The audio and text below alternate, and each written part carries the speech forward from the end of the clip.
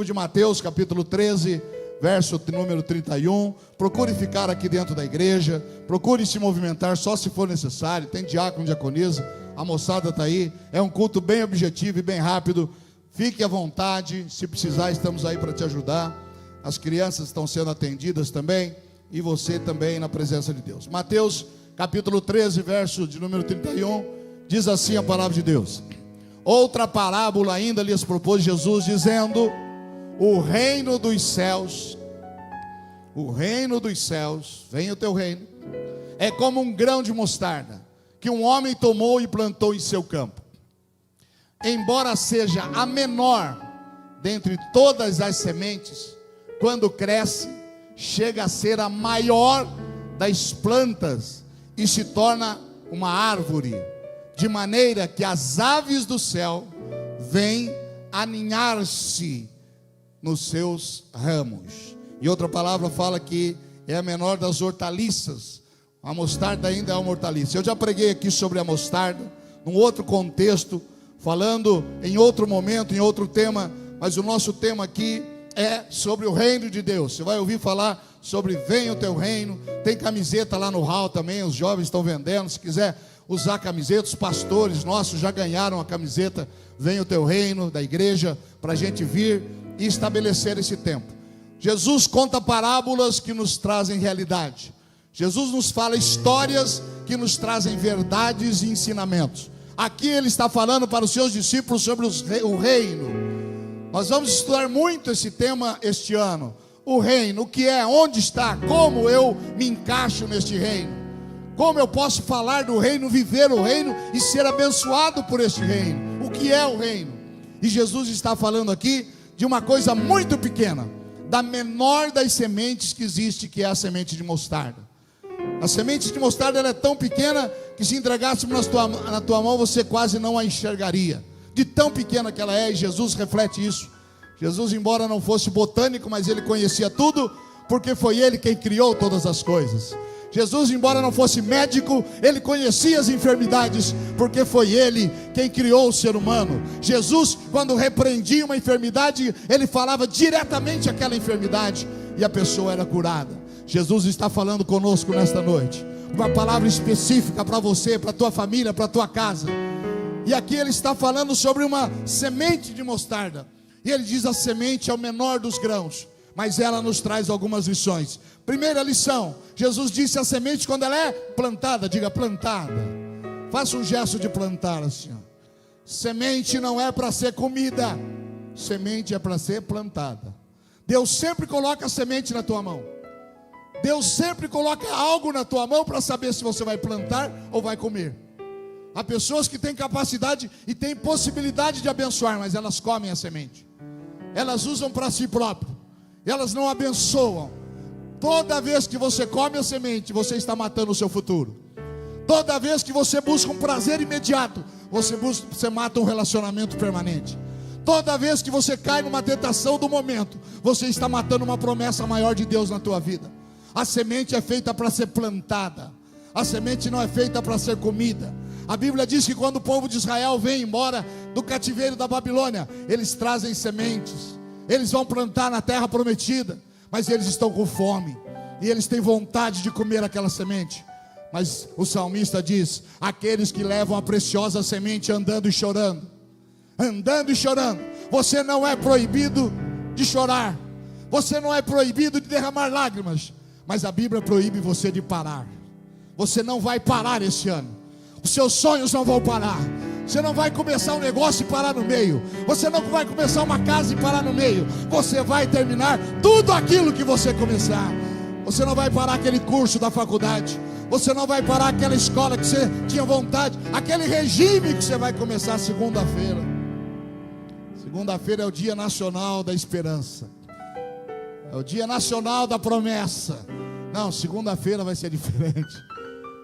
Mas como hoje era feriado, você deixou para terça-feira, é amanhã. Não, amanhã a gente vai começar isso. Mas eu quero dizer para você que as sementes que Deus colocar na tua mão, só quem recebe vai dar um glória a Deus. Você vai plantar e vai frutificar na tua vida. Dá um glória a Deus bem forte aí, irmãos. Segunda coisa, em segundo lugar, grandes resultados começam com pequenas iniciativas.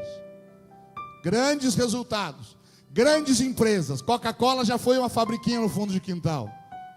Grandes empresas. Estava lendo hoje sobre a Tramontina, que é a maior empresa do ramo dela, de facas, de utensílios. Ela já foi em 1911 uma pequena fabriqueta onde alguém começou a fabricar canivete. Hoje ela é a maior produtora desse mercado. E eu estava lendo sobre o seu fundador, um homem que não tinha muito estudo, mas começou pequenininho, lá no Rio Grande do Sul. E hoje quase todos nós temos algo da Tramontina dentro de casa. Zacarias capítulo 4 versículo 10 diz: não despreze o dia dos pequenos começos.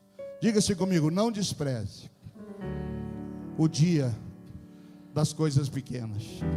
Você pode ser pequeno hoje. Você pode estar começando um relacionamento pequeno hoje. Você pode estar no emprego hoje, você nem é reconhecido lá onde você está. Você pode estar começando uma igreja hoje pequenininha. Há tantos anos atrás eu recebi um convite para vir para cá cuidar de algumas pessoas. Se eu tivesse desprezado aquele pequeno começo, eu não estaria aqui com você hoje, você não estaria aqui comigo. Mas quando você honra o pequeno começo, sabe, Deus coloca coisas pequenas. Mas Jesus disse: se você for fiel no pouco, eu te colocarei sobre muito, aleluia. Há pessoas que querem começar por cima. Há pessoas que já querem começar liderando uma multidão.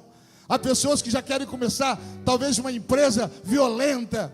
Mas Deus nos coloca sobre pouco. Sabe por quê? Porque se você conseguir ser fiel no pouco, você também será fiel no muito. Se nem no pouco você conseguir ser fiel. Ah, pastor, eu estava com tanta esperança na mega da virada, pastor, que se eu ganhasse sozinho, eu ia terminar a igreja. Ah, eu ia para o ar-condicionado, eu ia para o fogo. Aliás, eu ia derrubar essa e fazer outra. Se você não for fiel no pouco, você não será fiel no muito. Mas eu estou falando para pessoas aqui que têm sido fiéis. Deus tem olhado a sua fidelidade. Deus tem olhado as suas lágrimas. Deus tem olhado a sua necessidade. E sabe de uma coisa, irmão? Irmã, até a sua necessidade serve para te fortalecer diante do Senhor. Esse pequeno começo que você está passando, pode ficar tranquilo, vai se tornar numa grande vitória. Só os servos de Deus dão glória a Deus bem forte aí. Aleluia. Todo aquele que despreza o pequeno processo não vai viver o grande propósito. Eu preguei esses dias sobre Davi.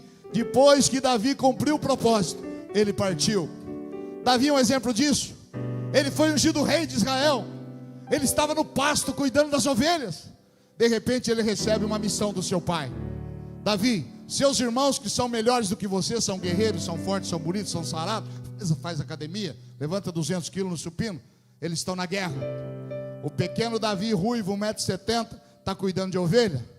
O pai chama e fala assim: Davi, vá levar queijo para ele, vai levar pão.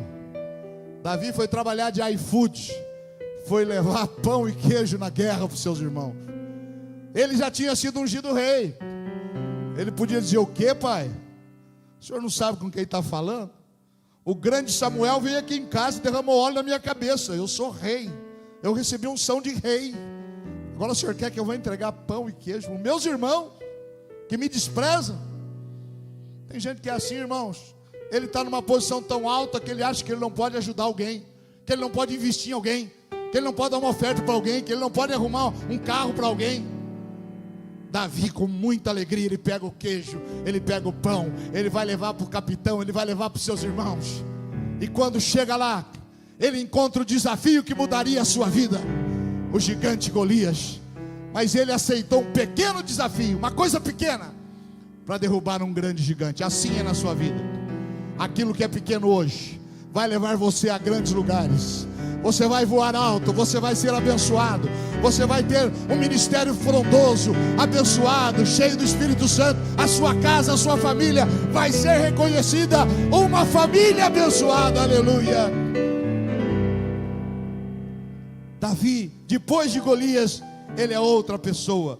E a parábola do grão de mostarda ensina que grandes resultados começam com pequenas iniciativas. Mateus 25, 21. Sobre o pouco foste fiel, sobre o muito eu te colocarei. Eu vejo nesse tema outra realidade para a minha vida. Dá um pouco mais de retorno, por favor, nas caixas aqui para mim, o som. Mesmo com dificuldades, a planta crescerá. Por isso, não pare de semear.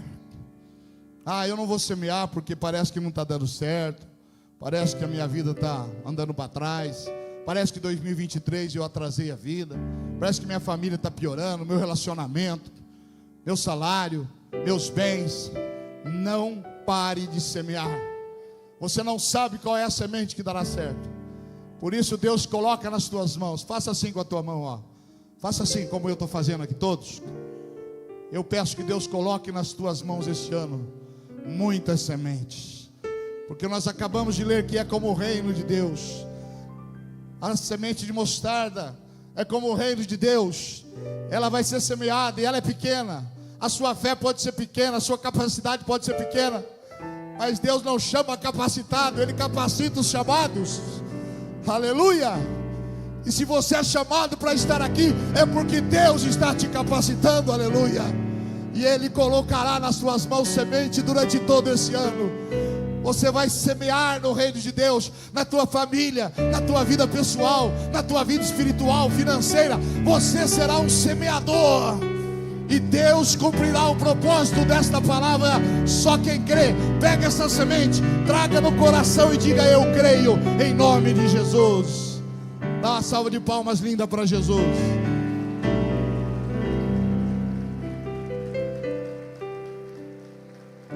E por último, irmãos, se tiver a imagem do pé de mostarda, pode projetar. O resultado da sua fé. O reino de Deus é assim, disse Jesus. Olha aí um pé de mostarda. Vocês sabem por que Jesus compara a nossa fé ao reino de Deus? Jesus comparou o reino dos céus a uma semente de mostarda. Então, se Jesus comparou, eu fui estudar. Para que serve a mostarda? E eu fui pesquisar para que serve a mostarda. E eu encontrei algumas características da mostarda. Tem gente que acha que mostarda é só para cachorro quente, né? Eu amo cachorro quente, com ketchup, com mostarda, maionese. E eu achava que mostarda era só para cachorro quente. Mas olha algumas qualidades da mostarda. Ela previne o envelhecimento precoce. Ela rejuvenesce. Pastor Daniel. Meu tio. Pastor Adriano, Michel, Rafael, toda a família. Vieram numa van lá de Ribeirão Preto, irmãos. Uma alegria, toda a família. Fica de pé, toda a família da van. O bonde da van que chegou agora há pouco. Ribeirão Preto. Aleluia. Sejam bem-vindos. Nossos irmãos, pastores lá da Igreja Quadrangular Lagoinha, levam um abraço, pastor André, pastora Gisele, muito bom ter vocês aqui. E também daqui a pouco o pastor Daniel, que é o nosso superintendente. A mostarda previne o envelhecimento precoce. A mostarda, ela fortalece o sistema imunológico. A mostarda diminui o risco de doenças cardiovasculares.